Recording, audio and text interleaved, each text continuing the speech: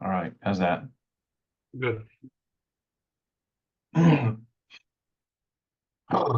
Hey, my name's Rob. I'm an alcoholic, and I will tell you, I've not told my story before in the Zoom world like this. And I'm looking at this list of folks that have logged in. I'm going to turn that off actually because it's a little unnerving and intimidating to see all those people. And I'm used to just talking in meetings where people can tell me to shut up and throw things at me and tell me to be quiet and all that stuff. So this may be a little bit different, but I want to thank Stephen for asking me to come and share my story with y'all tonight. Like he said, I've known him for a long time, and I kind of hold folks in like him in awe because of their, you know, I consider Stephen to be kind of an AA guru, and I get my cookies off a really low shelf when it comes to this stuff. And in a way, I think that's what's has been able to keep me sober. Telling my story is sometimes not the easiest thing for me to do. There are times that drugs are involved. There are times that mental health issues are involved. And I kind of say that as a forewarning to people, but every time any of that stuff was involved, so was alcohol. And alcohol came first. There's a couple of things about my story and my background I think that are important to kind of talk about at first. One of them is my sponsor tells me repeatedly, he says, Serenity is not the absence of problems, it's the presence of God. And that's kind of where my AA framework starts from and ends just about every day with some short prayers just to ask God to take care of me, and some prayers of thanks at the end of the day. Um, I'm also really lucky because I think I've been around AA for a long time. Um, and I see a lot of people, I've seen people come and go, and like y'all have. I see people that have not made it like y'all have. And one of the things that I feel really, really lucky about is the fact that I don't and have not had to really question myself about whether I'm an alcoholic. I know I am. And I've known that for a really long time. Um, and so that kind of, I think, frees up my ability to talk about a lot of stuff in this context. And then further on in my story, there was a whole lot of I was subject to a lot of public controversy, and my name was in the newspaper and places like that, and that I've had to kind of take that as a blessing because that also gives me the chance to talk about stuff in a really open way, um, because I'm not really, I mean, there's nothing left to hide. And that is an enormously, um, I'm very grateful to be in that position because it just gives me a chance, I think, to talk about this stuff in a really open way. And so I grew up in a really in a very alcoholic family, in a very public family, a very political family here in Nashville. My grandfather was mayor of Nashville. He was a well-known alcoholic. My father was a practicing alcoholic for most of his life, for essentially for all of his life that I can remember. He was a practicing alcoholic. And growing up in that environment was crazy because we would have like this split personality of a family, where on the one side, we were gathering on the stage with the mayor on election night and getting our picture taken to go in the morning paper. And then you go home and somebody's chasing somebody around the house with a butcher knife, or the fighting, the arguments, the general insanity that comes along with alcoholics when they're acting like alcoholics. And let's be honest with everybody, we can act really bad at times. I mean, we can pour it on, when the time comes. And so that was kind of the household that I grew up in, was not knowing which set of parents were going to be there. My mother was very protective as she could be, but my father was not. And he never got it. He struggled with alcohol and alcoholism his whole life, and died from it. And if you've ever watched somebody die from being an alcoholic, it's brutal as well. So got lots of incentive to do things differently in my life. But one of the things that I said to myself early on, growing up like this, was I can do anything I want to with my life, and I can be anything I want to be with my life, but I'm never going to be an alcoholic. Because I just saw the damage, I saw the chaos, I saw the pain, I saw all of the bad things that happened from that, and I said that to myself. And and then my world just changed all of a sudden. When I was 8 years old, I started experimenting with alcohol.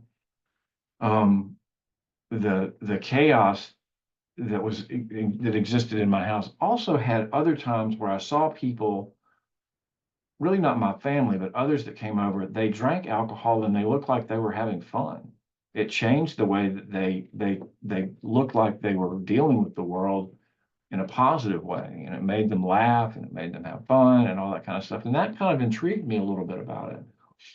Um, and when I was about 8, I was like, well, maybe I should try it. And so I started, when people would leave drinks around the house, after a party or whatnot, I would go around and take little bits of it and put it in a jar and stash that in my closet. And then every now and then I would go back there and I would sneak a little sip of it and taste it. I mean, it was what I had saved was a concoction of, all sorts of alcohol and backwash and mixers. I mean, it was not something that you'd want to ever consume. So, I didn't really like it, but, it was intriguing to me at that level. Um, and then I remember the first time I ever got in trouble for an alcohol related offense. I was in second grade, 8 years old, at a Christian religious school here in Nashville. And I had stolen some airplane bottles of liquor and taken them to school for show and tell in the boys' bathroom, and took them in there. And I didn't know what they were. I mean, really, but I knew that it was something this was going to be a big deal. And one of the kids went and told on the teacher, and the teacher came and, lectured me about it, and then never told my parents. And I can't imagine that a teacher would not do that. But I don't know why. I can't explain that to you. But, I knew that alcohol is something to kind of be mindful of. I wanted to play around with it. I wanted to take it to school. I got caught, and then I got out of it. So there's all of this stuff that's starting to get, ingrained in my mind about alcohol and its place in the world and its place in my life. And, the one thing that we can't stop is time. Time carries on. And that's what happened with me, is I started moving forward a little bit. And there was, a period of time when, um, I just dabbled with alcohol like that. And then when I was 13 years old, I went to Florida with some family members and drank, on the beach one night, Moosehead beer and pure grain alcohol with some sort of punch. And I got drunk for the first time. I got drunk and threw up everywhere, caused a scene, woke up the next morning, in a twin bed covered in sand with vomit, crusty stuff all over me. And the only thing I could think of to myself was, oh my God, when can I do that again?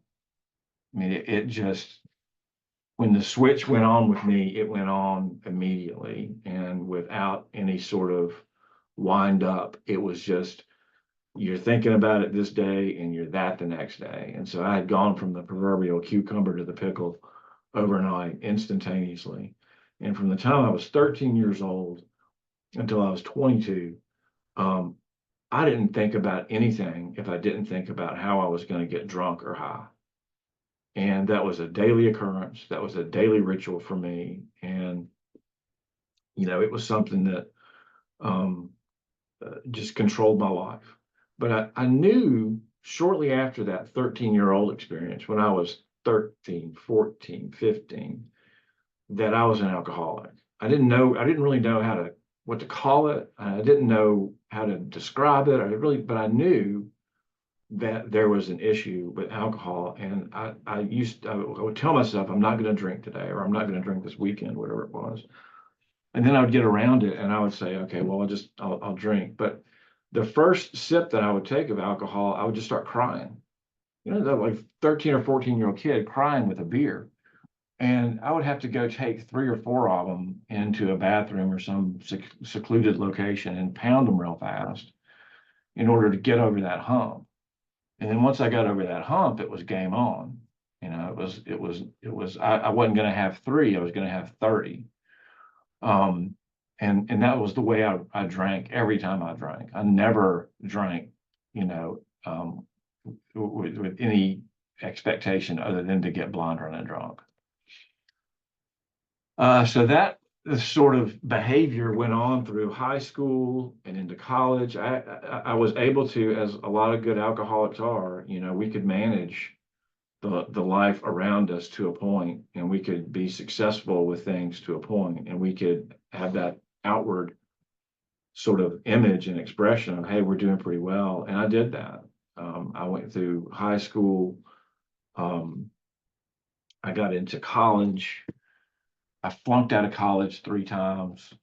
I ended up graduating from college with a 1.8 GPA, which I think they just give you to basically get rid of you. And then ended up going to, I wanted to go to law school. This is a couple of years after this. I went to law school at the University of North Dakota in Grand Forks, North Dakota. It's a great place.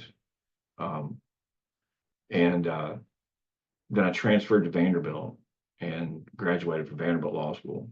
So I went from literally almost barely passing college to graduating from, a pretty good law school. And, alcoholics can do that kind of stuff. We can do that kind of stuff. We can pull it off for a while. It always catches up to you at some point.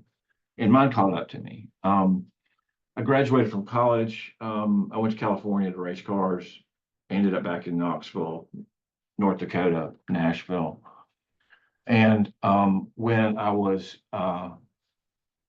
doing all this, I've been through treatment probably 6 or 8 times. I kind of lost count. I've been through a lot of treatment centers. When I was in college, University of Colorado, and I had flunked out 3 times, and I was like, this isn't going to work. I'm not going to, I got to change something. And I'd had a friend that had been through treatment. I called him up and said, what do I do? And he said, go to treatment, go to Cumberland Heights.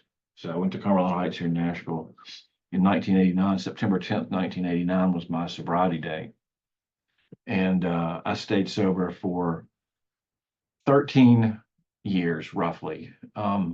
The end date of that period of sobriety is a little foggy for me because I don't really remember exactly when it was that I relapsed and started using again. But I'll tell you about that in a minute. But so I got sober. I got married, or I graduated from college. Then I got married and did law school. And then, so I had all this success that started coming my way when I got sober. And it was financial success. It was relationship success. I had kids. And then I got a job clerking for a judge in Nashville. And I decided to run for the legislature. So I quit my clerkship with him early. I ran for the legislature. This was in 1998, and I won.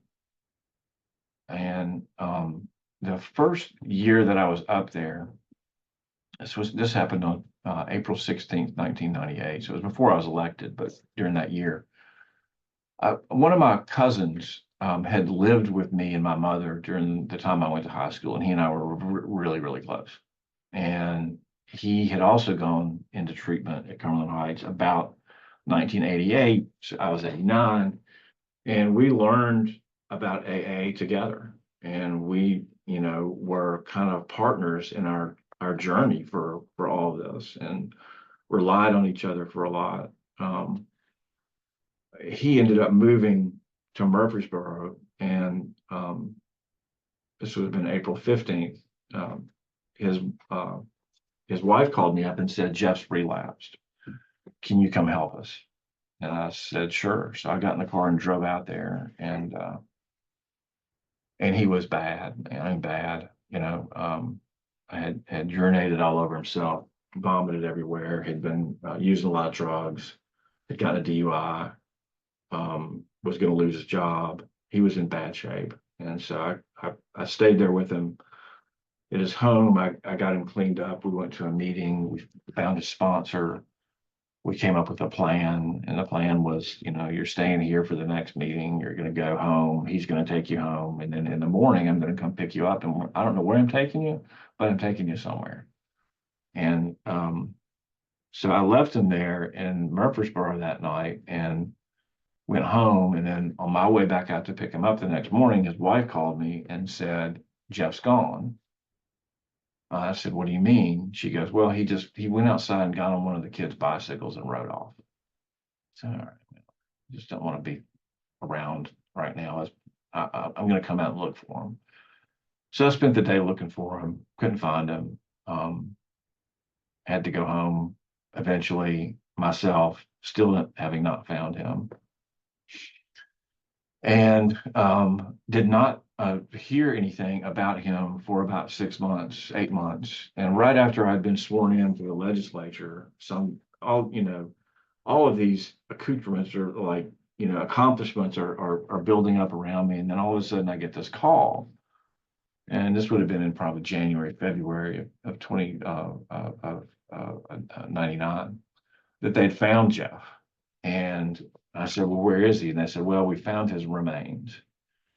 And he had ridden off into the woods near his home and committed suicide.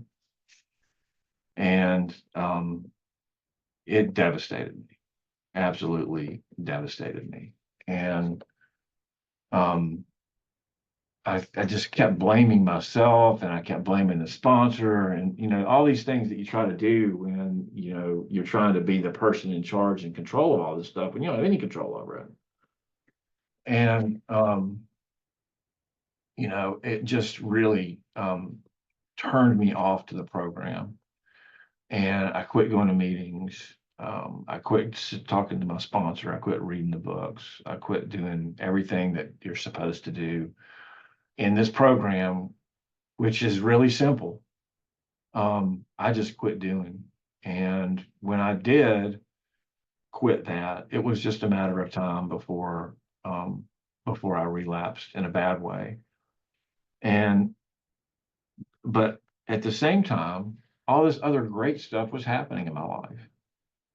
I was elevating myself in a position in the legislature to where, I had some leadership roles. I was working for a new lawyer that had sought me out to work for him, and I was making more money than I'd ever thought I'd ever make as a lawyer.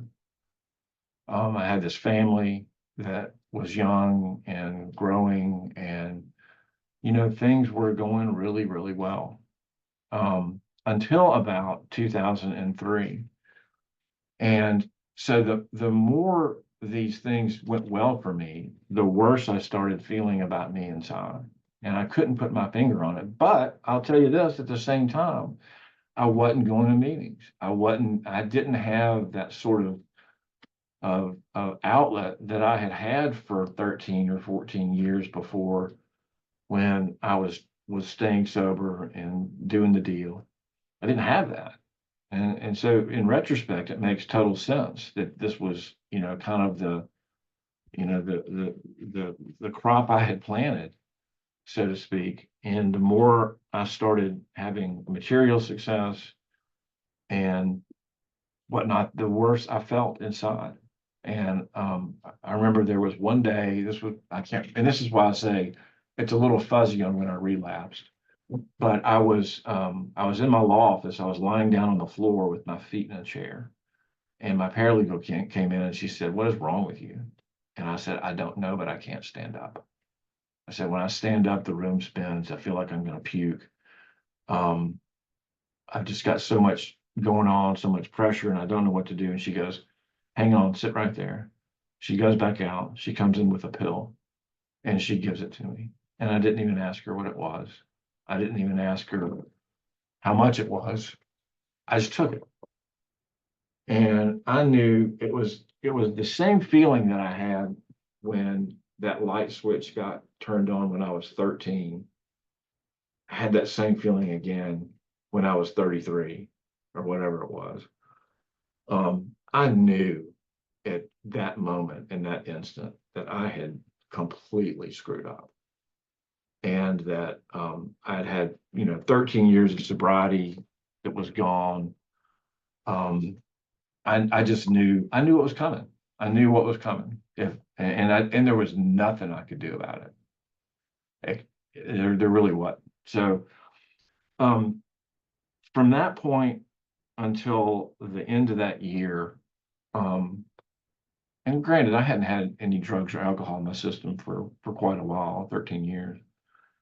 In a 5 month period, basically, I went from years of sobriety to literally picking money and crack out of the pockets of my dead drug dealer in his apartment. And that to me is, if you ever wonder if this is a progressive disease, it is. And it doesn't let up. And you might think that it's just kind of gone away. It has not.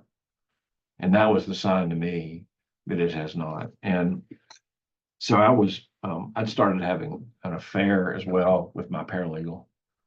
And she lived close to my law office in an apartment. And across the hallway from her were two guys. They were a couple named Dan. And one of them was old, and one of them was young. And I just call them, old man Dan and young man Dan. And so there was a day when things had not gone well for me, as they were not at the time. And I would go over to my paralegal's apartment, hold up and drink whiskey and smoke crack, which seemed like a perfectly normal thing to do at the time. And she was not there, but young man Dan was there. And young man Dan he was smoking crack with me and drinking whiskey with me. And he said, "Look, I haven't seen old man Dan all day. I'm going to go check on him. I'll be right back." It's okay. So he leaves and comes back 10 seconds later and says, "Hey, can you come over here? Because I think there's something wrong with Dan and I want you to check on him." I said, "Sure." So I go over to his apartment, and as soon as I opened the door, you could smell Dan. And Dan had been dead for quite a while. And I was like, "Dude, we got to call the police." And he goes, "No, just go back there and check on him. I'm not sure." And I said, "Okay." So I'm walking down the hallway towards this bedroom to look at this dead body that I know is going to be in there, thinking to myself, he's going to be right behind me with a hammer. And this is it. This is the way it goes. This is the way I go out. He's like some sort of serial killer. But that didn't happen. So I go back there, and Dan's there, and he's in a state of decomposition. He's been dead for a while. I don't know how long, but for long enough where he smelled pretty bad. And I went back out to Dan. I was like, "Dude, he's dead." And he goes, "What do you mean?" I said, "He's dead. And he's been dead for a while." And I said, "We got to call the police." And he said, I'm not calling the police. Listen, I didn't tell you this before, but I've got some warrants out for my arrest for kidnapping in South Carolina, and I'm leaving." And this guy turns around and leaves. And so all of a sudden, I'm standing there in this apartment by myself, and I look around, and there are drugs everywhere, and there's whiskey bottles everywhere, and there's the dead guy in the bedroom, and I'm sitting there. Okay, I'm a state representative, a father of two young girls. I'm married. I'm a lawyer, and I'm standing in this room like this. My God, what have I done? How far have I fallen from where I was? And that was kind of an eye-opening experience for me. So I did what, I called somebody, and they came and bailed me out. They came and took over the situation, told me to leave. And But that to me was like, heads up, man, you got something serious happening to you. And I stayed sober for a year. But again, I didn't go to meetings. I didn't do the deal. I didn't call my sponsor. I didn't do any of that stuff. White knuckled it for a year and was miserable. And so then I started back on the cycle of relapse and non-relapse. And this went on for a period of a year, basically. I've been in and out of treatment during this time too. I'm trying to short circuit some of this stuff. In and out of treatment during this time, and the periods of relapse started getting longer, and the periods of sobriety started getting shorter. And so it was, this really what I call a violent cycle of drug and alcohol use, because there was nothing polite about it. There was nothing fun about it. There was nothing enjoyable about it. It was just, you know, violent drug and alcohol use. I don't know how else to describe it. And, that went on throughout the summer. And then, my wife left me during this time. I went to see my lawyer one day and he said, what are you doing? And I said, what are you talking about? And he goes, what are you doing? He goes, you look like shit. You look like death. And I said, well, I said, I don't know. He goes, well, you've got an offer on your divorce. And here it is. They want everything. And I was like, what do you mean they want everything? I said, well, your wife wants the kids. She wants to move to another state. She wants everything you've got in the bank. She wants the house. She wants everything you own. And I said, where do I sign? And I signed away literally everything that I owned, and including the ability to have a close relationship with my two daughters. And in retrospect, that was the best thing for them, because I was such a human wrecking ball at that point that I don't think I would have been a good parent or could have been a good parent to them. And I'll get back to that in a minute, because that's kind of the message that I want to leave people with. Is to stick with it. So anyway, my lawyer walked me across the street to TLAP, Lawyers Assistance Program. I've been in and out of it for a while. But before I got back to where I was in treatment again for the last time, which was in 2007, this was in December 2007, I had been seeing somebody, not my wife, and I had been staying at her place for a while, and she had to go out of town, and I was like, okay, so I knew that she had a gun, and I knew that she had some whiskey. She had actually vodka and scotch, which mixed together is a horrible combination. She was going to go out of town, and I was like, well, I'm just going to do it, man. I'm going to drink myself into oblivion. I'm going to sit in the bathtub and I'm going to blow my brains out. I just can't take it anymore. I'm so miserable. I can't take it anymore. And I started drinking, and I drank and drank and drank. And then I got the gun out, and I'm laying on the bathroom floor, spilling bullets and gun parts all over the place. I was so drunk, I literally could not load the gun to shoot myself in the head. And I passed out, and I came to the next morning.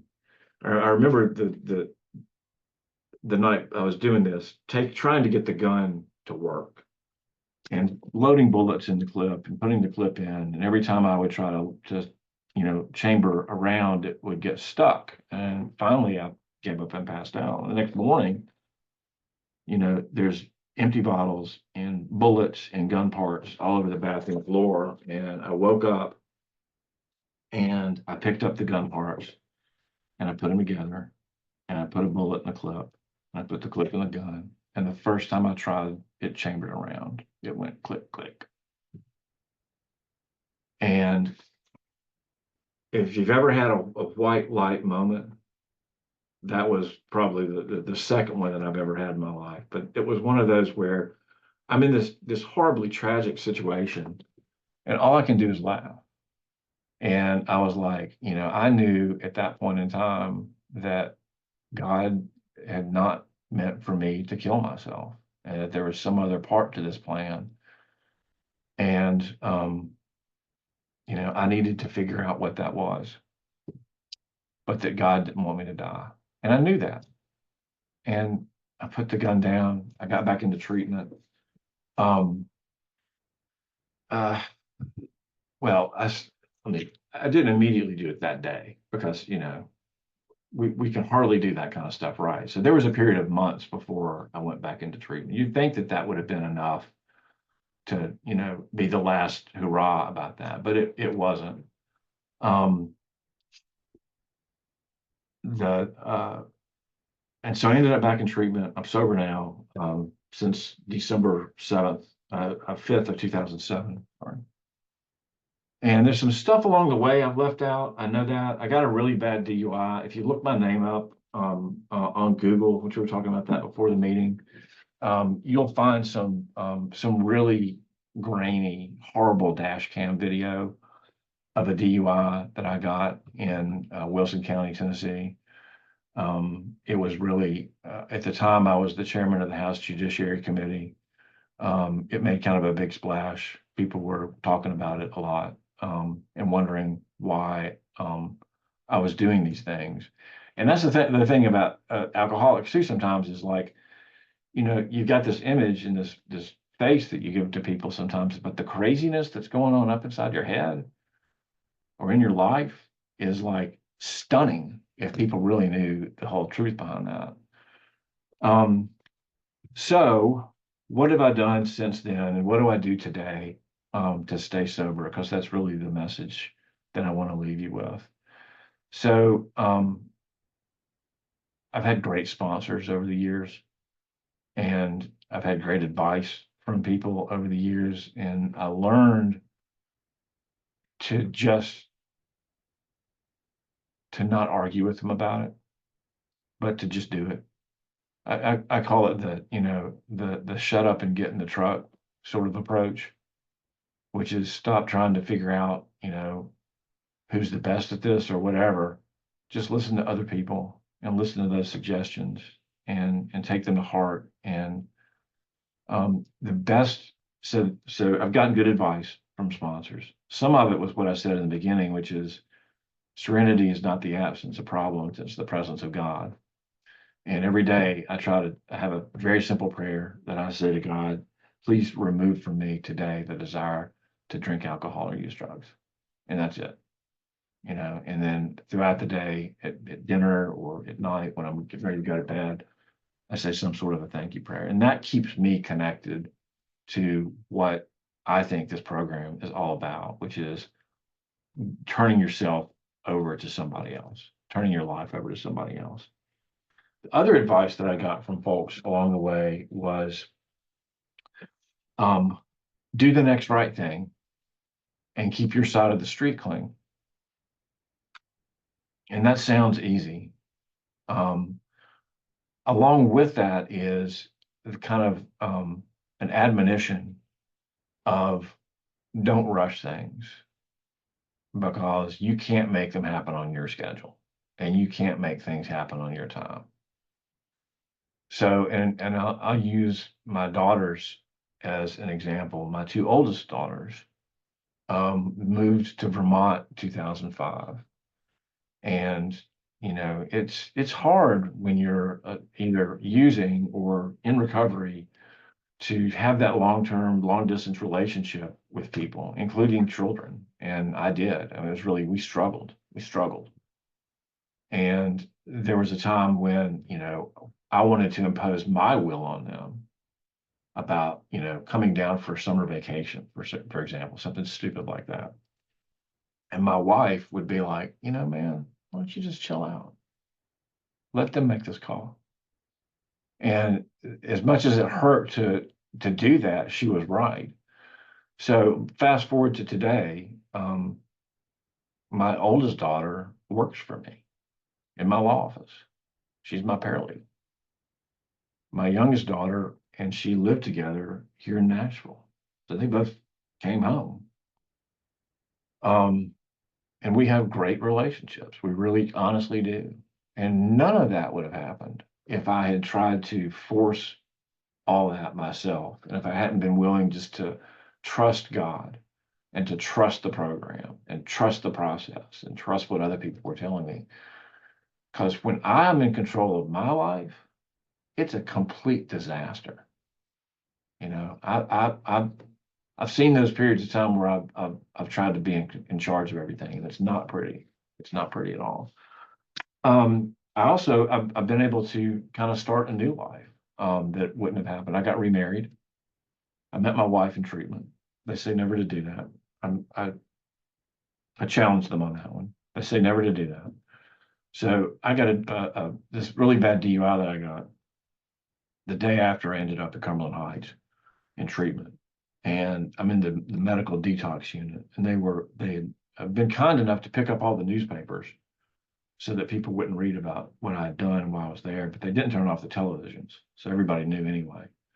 So my wife, before we'd even met, saw me on television and thought I was some kind of a serial killer because the only images she saw were me getting dragged out of the Wilson County Jail in handcuffs.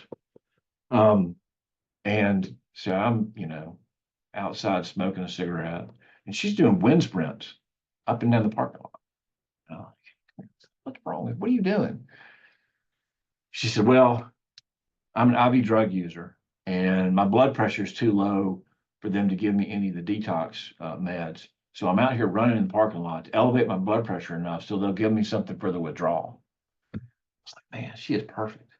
She's perfect. And so we have been together ever since then. We have 3 great kids of our own, and um, you know, life is still hard sometimes. I'm not going to tell you that's not. It is. It's still, I dealt with my father's death. I get to go sit with my father while he died, sober. And, you don't get experiences like that in life very often. And so I'm incredibly grateful for all of this, this program, everybody that's in it. It really has. I can't tell you how warm and welcomed I felt during the meeting before the meeting tonight, because I kind of looked around at everybody and I just got this feeling from everybody that I was home, that these were my people. And, you know, tell me of another organization out there where you can do something like this. I mean, there's not one. There's not one. So, with that, let me say this. Not that anybody's counting, but I've been sober today 6,062 days. This time. All right, Stephen, I'm done, man. What next?